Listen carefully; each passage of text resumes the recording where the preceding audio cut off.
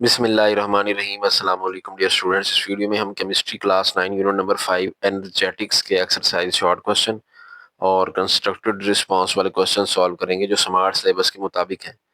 तो सबसे पहले जो स्मार्ट सिलेबस के मुताबिक क्वेश्चन हमें नहीं करने उन पे क्रॉस लगा लें, जिसमें क्वेश्चन नंबर 4 है नहीं करना, क्रॉस लगा दें। तो कंस्ट्रक्टेड रिस्पांस में पहला क्वेश्चन नहीं करना।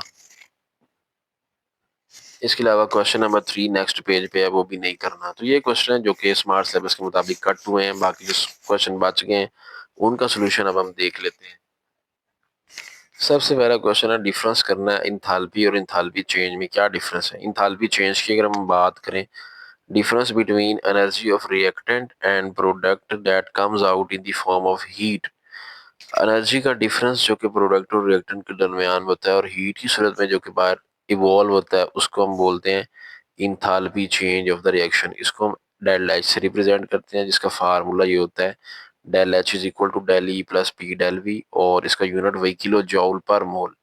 जबकि इंथाल्पी क्या होती है, enthalpy actually total amount of the heat energy जो कि प्रेजेंट होता है किसी भी मॉलिक्यूल के अंदर स्टैंडर्ड कंडीशन पे 0 डिग्री सेंटीग्रेड और 760 प्रेशर, इसको हम इंथाल्पी बोलते हैं। और इंथाल्पी को एच से रिप्रेजेंट करते हैं, इसका फार्मूला ई प्लस पी भी होता है और इसका यूनिट किलो जॉउल पर मोल होता है।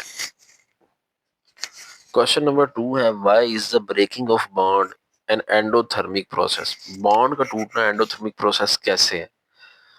देखिए, ब्रेकिंग ऑफ बॉन्ड में ना एनर्जी एब्जॉर्ब होती है, एनर्जी रिक्वायर होती है। तो अगर एनर्जी रिक्वायर हो तो वो एंडोथर्मिक प्रोसेस होता है, डेफिनेशन हमने पढ़ी हुई है।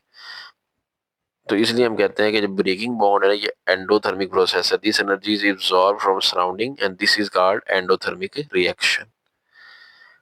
उसके बाद नेक्स्ट है, depicts the transition state for the following reaction. Reaction क्या है, हाइड्रोजन और क्लोरीन मिलते हैं, इसकी ट्रांजिशन स्टेट क्या होगी। ट्रांजिशन स्टेट होती है रिएक्टेंट से प्रोडक्ट में चेंज होने के दरमियान में जो स्टेट होती है ना, जिसमें रिएक्टेंट के जो एटम्स मॉलिक्यूल्स टूट के एटम में चेंज होते हैं ना, वो उसको कहते हैं डिपिक्ट ट्रांजिशन स्टेट। तो उसको हम बोलते हैं ट्रांजिशन स्टेट, सॉरी डिपिक्ट मैंने बोल दिया, ट्रांजिशन स्टेट इसको बोलते हैं। अब देखिए, इसमें हाइड्रोजन और क्लोरीन ये रिएक्शन करना है। हाइड्रोजन टूटेगा क्लोरीन के साथ, ऐसे मिलेगा और नई चीज बनेगी 2HCl। तो ऐसे करके हम इसका आंसर लिख देंगे। What is the role of glycogen in our body. हमारी बॉडी में ग्लाइकोजन का क्या रोल है। Glycogen is a primary storage of glucose. ये प्राइमरी ग्लूकोज की स्टोरेज की जो स्टोरेज फॉर्म है ग्लूकोज की। It stored in liver and muscles. It help to regulate the blood sugar level in our body. It serve as a source of energy. ये energy का एक source है और रेगुलेट करता है हमारा शुगर लेवल को। उसके बाद कंस्ट्रक्टेड रिस्पांस क्वेश्चन की अगर हम बात करें तो एक क्वेश्चन है, explain why the reaction between atmospheric gases oxygen and nitrogen does not take place under the normal condition, but in the presence of lightning these gases react to give nitrogen oxide. The reaction stop as soon as the lightning stop. Correct question ये है कि जो normal condition में atmosphere में मौजूद oxygen और nitrogen हम पढ़ते हैं ना, एटमॉस्फेयर में मौजूद है, ये रिएक्शन नहीं करती, लेकिन जैसे ही बिजली चमकती है तो ये रिएक्शन करती हैं। और जब बिजली चमकना बंद हो जाए तो रिएक्शन स्टॉप हो जाता है। ऐसा क्यों है। देखिए, नाइट्रोजन और ऑक्सीजन को रिएक्शन करने के लिए एनर्जी चाहिए होती है, नॉर्मल कंडीशन में उसको नहीं मिल रही होती। लेकिन जब बिजली चमकती है तो उससे वो एनर्जी गेन कर लेता है जो उसको रिक्वायर होती है रिएक्शन करने के लिए, तो इसलिए वो रिएक्शन हो जाता है तब। तो सिंपली आप इसका आंसर लिख देंगे यूं करके, under the normal condition oxygen and nitrogen do not react because their bond are extremely strong, require significant amount of energy to break. The energy available in atmosphere under normal condition is not sufficient to overcome the high activation energy.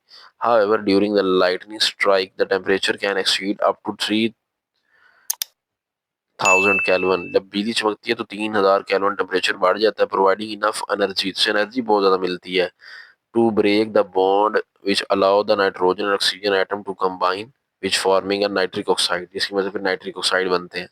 Once the lightning stop the energy level drop, so reaction again stop.